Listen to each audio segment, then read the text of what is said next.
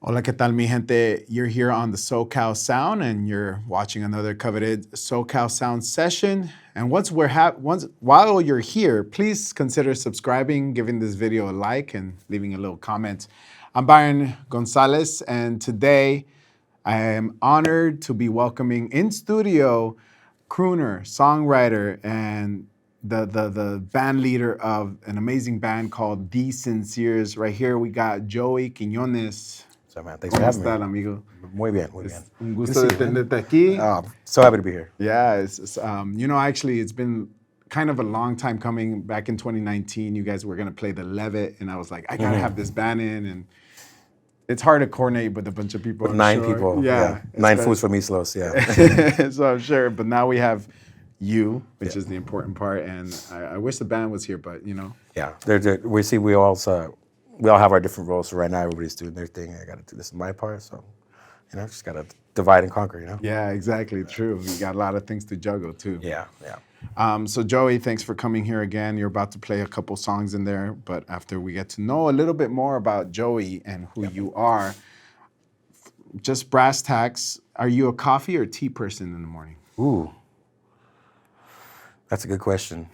On the road, I like to drink tea. I can't do coffee because coffee just gets me so messed up. You know what I mean? Oh, really? And I'm already kind of naturally a little bit too much, so coffee just amplifies that. So I'm gonna say tea.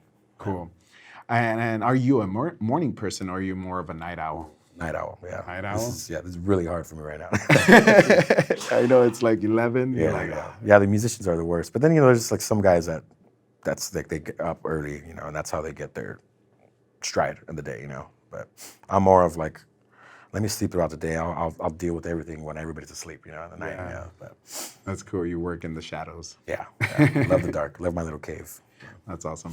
What would you say growing up is an album that like you just could not stop listening to, whether it influenced you or not, or it's just a guilty pleasure? It's just an album that you just couldn't put down. Like you couldn't take it out of your Walkman. There was, I think the first one, like, you hear songs and you like your songs, but, back then, there wasn't the MP3s you could just access. So you had to buy the albums and sit through 14 songs so you get to yours, But I think the first album that really, like, I just played all the way through constantly on every CD player, and everybody's CD player, check this out, It was like a band from the Bay Area called Operation Ivy, from Berkeley, which eventually turned into Rancid. But yeah, it was just so energetic, and the album's called Energy, so it just was so fitting. It got me influenced not only in punk rock and singing and playing, but reggae and ska, because they were kind of like a hybrid band. So it was cool. It was interesting hearing those combinations for the first time. Yeah, I love that band too. I gotta say, that's my favorite, and that was like a gateway to everything else. It seriously was, yeah. That's awesome. What would you say is your favorite food? Peruvian. A specific dish? Lomo saltado, for sure. Oh, yeah? I think I'm going to get that after this, actually. There's some good Peruvian places around here really? in the valley. Yeah, I've had like 3 good places. I'll give you some after. Need that, yeah. It's really good. They're not that far. Oh, there you go. It's like down the street. Better.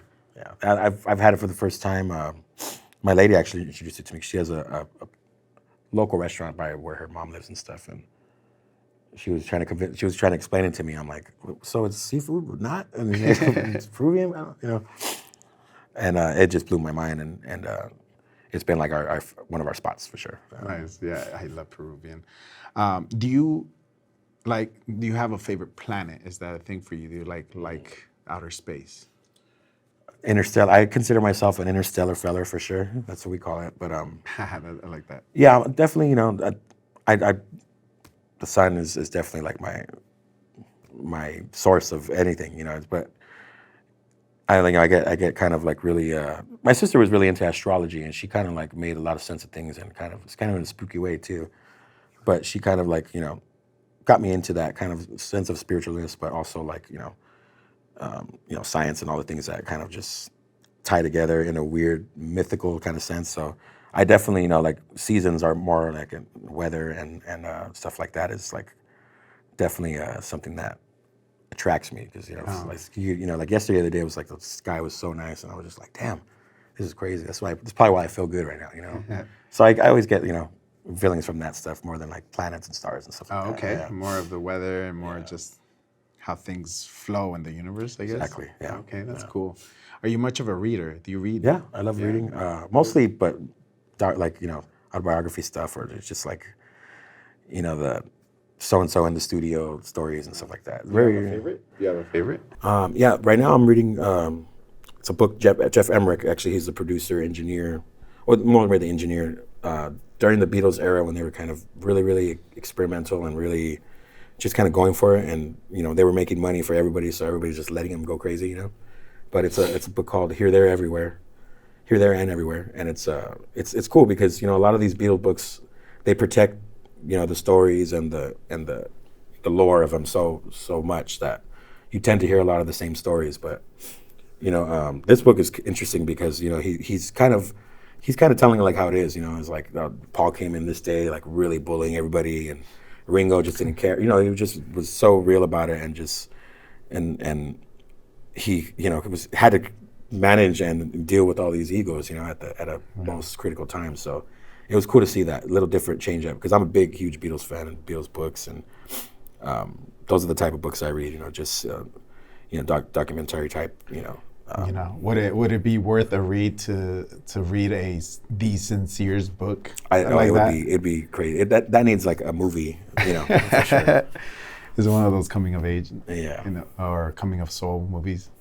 And it's funny because like those are my favorite movies too. La Bamba and anything to do with you see the rise and the story and where they come from, and you get to put the whole picture behind it. It's a trip. And it'd be cool to put East Los Angeles into that realm of movies. There's been a few, but we need more. Yeah. Right. That's why. Did you watch that This Fool on the Hulu? Yeah. I thought that was such a nice and it sucks that's not going on anymore. But I thought that was such a nice little leap for everything that's going on right now with music and stuff like that. It was cool. Yeah, it was really cool. Yeah. So we got to get to know Joey Quiñones a little bit more. And now let's talk about work, man. You just released your new debut album, Sincerely Yours. Congratulations. Thank you. It is a beautiful album. Go check it out right now. Here's the album art for you. So you can go to your favorite record store and pick one up, or online, right? It's available at all Target. All Target? Yeah, my lady told me that. She's like, they're selling your record at Target. And I'm like, that's pretty cool. There you go. Yeah. While you're grabbing some groceries, grab Thee Sinseers, Sincerely Yours. I'm not getting paid for that, by the way. It's not a sponsorship. You kind of are. If they pick up your album. I guess I'll see something of that, yeah. It was a long time coming. You were telling me that you had it in the can since 2020. Yeah. How did that feel? I don't know, like now that it is out, what are your emotions and what do you hope for the album to do for not just you, but the fans? See, I've thought about all these questions so many times, and for me, it's I sat in my bedroom in my underwear probably writing these songs, and I got to, those are literally my babies because I went through the whole stages of writing it, fixing it, writing it, showing it to the band, changing it, going back to my original, just all the emotions of the insecurities, the emotions, and the process of all of this stuff that leading up to, it's finally out.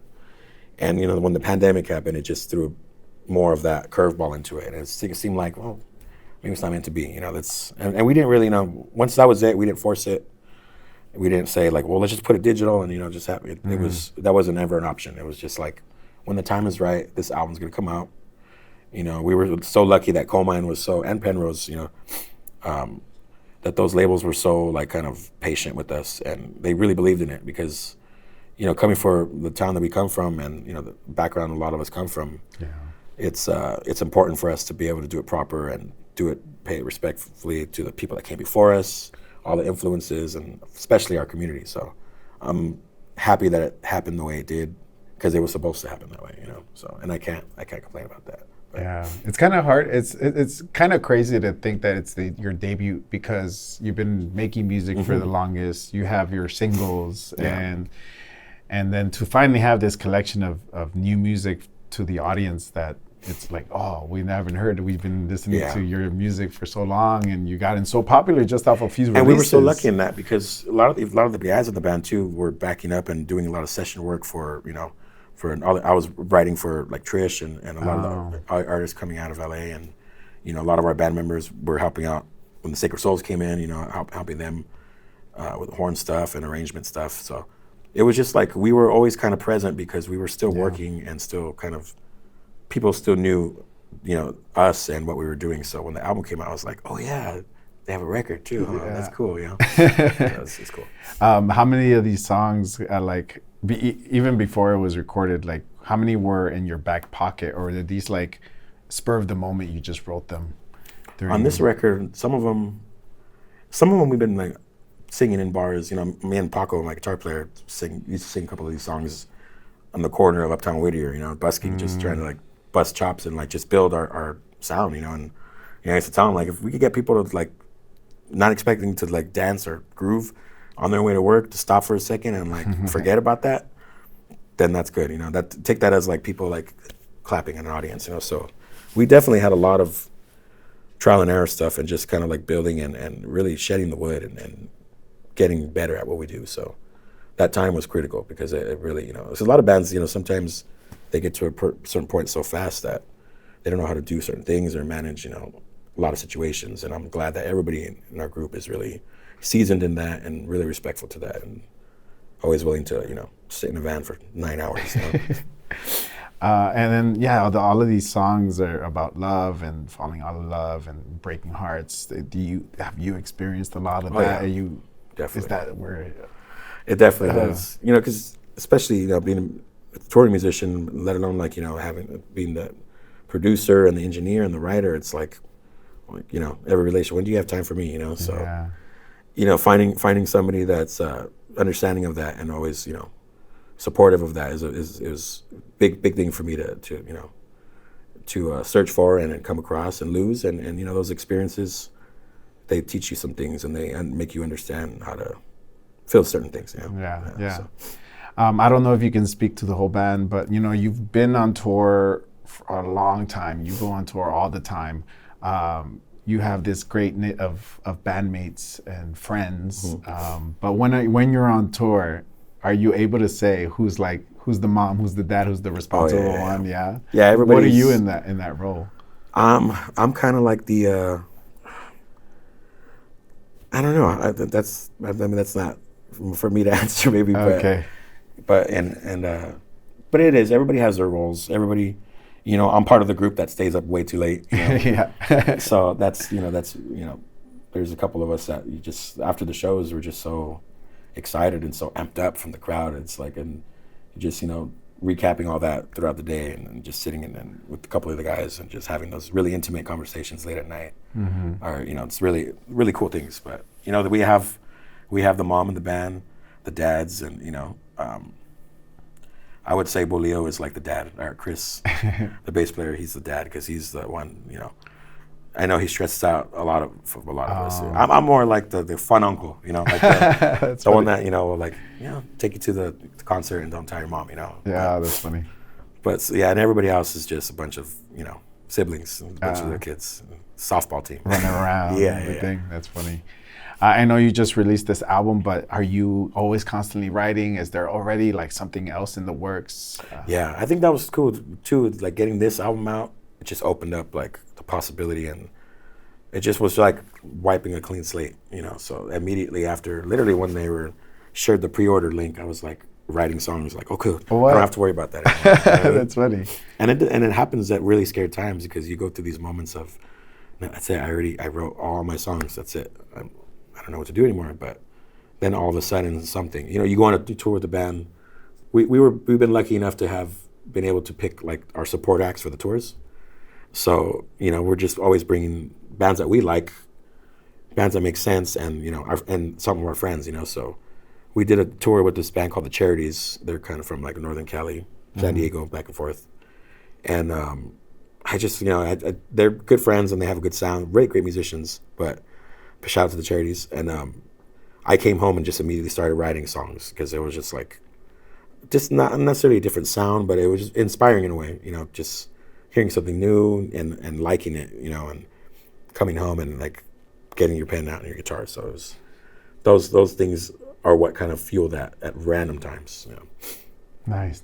Yeah, it's a whole experience and just like there's so many. You just go through so much, even when on tour and everything. I can't imagine. Oh, That's the your thing. I was like, head. I always imagine like, oh, I'm gonna be on tour writing, but that's It doesn't happen that much. not as much because Okay. we're always kind of like, right now at least, we're always like boom, boom, boom, boom, boom. So when you can sleep, you got to get it in. But so there's like sometimes it's does the opportunities kind of rarely come up. I know Brian. I always see him writing on the road, which is a cool thing to see because Okay.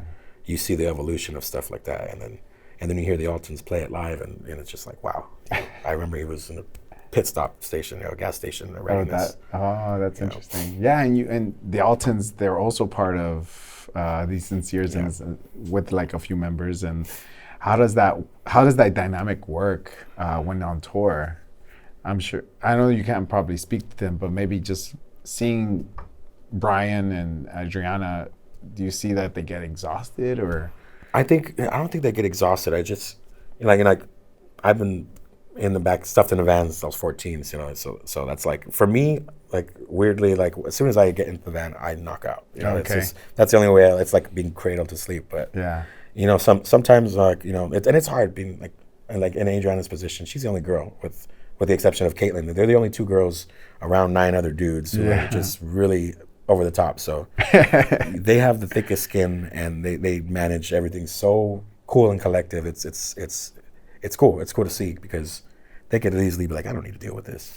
And just peace Fly out. me out. I'll see you guys at the gig. But they sit through it because they know That's how awesome. important that time is to put into it. So to see them tough it out and not just because they're women and outnumbered, but just because they're learning how to manage this new realm and this new stage of being in a band.